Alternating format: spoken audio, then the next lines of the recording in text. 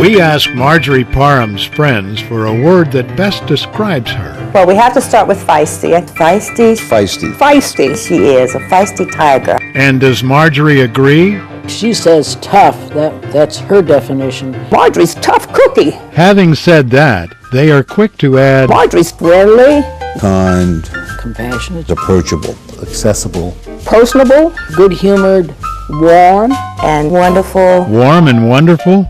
How does that square with tough and feisty? I don't take it as feisty. I take it as commitment. And where does that come from? I was born in Batavia, Ohio. She excelled in school, but that's not all. I was a voracious reader. I read all of the time. And your parents, They believed that I could do anything if I wanted to, and going to college was not negotiable.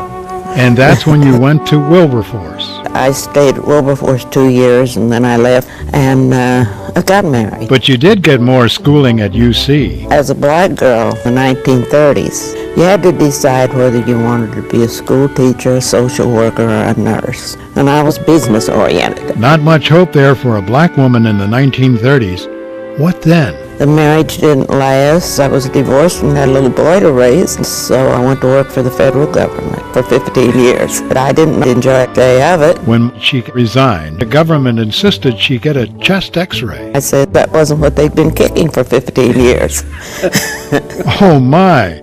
Well, Marjorie left the government then to marry the man who would change her life. Gerald Porter and Marjorie Parham were married. He founded the Cincinnati Herald in 1955. He had also started a fledgling newspaper. I ran that newspaper in Dayton when my husband died of injuries sustained in an automobile accident. Now Marjorie found herself in an entirely new position. She took over the Cincinnati Herald with her son, Bill Spillers. It was my job to salvage that newspaper. Here's an African-American female in a business. When the world was a good old boys club, She was blazing a trail. She went from business to business. They weren't ready to do business with a black woman. She was not afraid to take them head on. That was the role she had to play. And that wasn't the only problem. They really had a lot of debt. I have to play gymnastics with the checkbook. But gradually, addition by addition, she was able to get advertising. and not only advertising, She was committed to making the paper excellent. A lot of white people never read a black paper. All of a sudden it became popular. She really opened doors for lots of people. His community respected her. and with that respect came requests from a lot of community activities. too many to show you here, but one bears mentioning. She was a valued member of the Board of Trustees of UC. The only African American on the board. Her focus was to students, black, white, poor. Everybody should get the same treatment. The whole university respected Marjorie. With celebrity came media The appearance. station put on a panel program, and she combated the guy from the John Birch Society and the guy from the Ku Klux Klan. And he's got pretty hairy, She doesn't back off for anything. She's going to just take you apart. but she did it with class.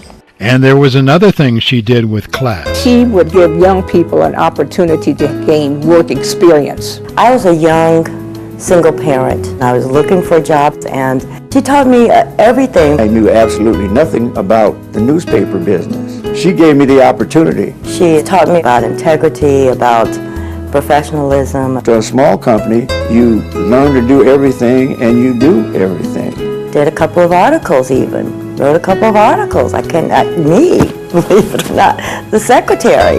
Many people got their start there. Some in journalism, some in business. But not all was clear sailing. Marjorie Parham's newspaper office would bomb? What? There had been a column questioning the motives of local black Muslims. That was the reason for the firebombing. Most people would have been devastated. She didn't close the doors. She said, hey, we'll go have it printed somewhere else, we'll be fine. And we went to press on time. Is it surprising then that a lady of such courage should be Always in church on Sunday. She's had a lot of personal tragedy. Her son, Bill Spillers, who recently passed, and that's been very hard for her. She bore that with great courage. And that resolute courage was on every page, in every edition of the Cincinnati Herald. I didn't pull punches. I told it like it was. Marjorie's rule was, If they're good, we thank them, and if they're bad, we spank them.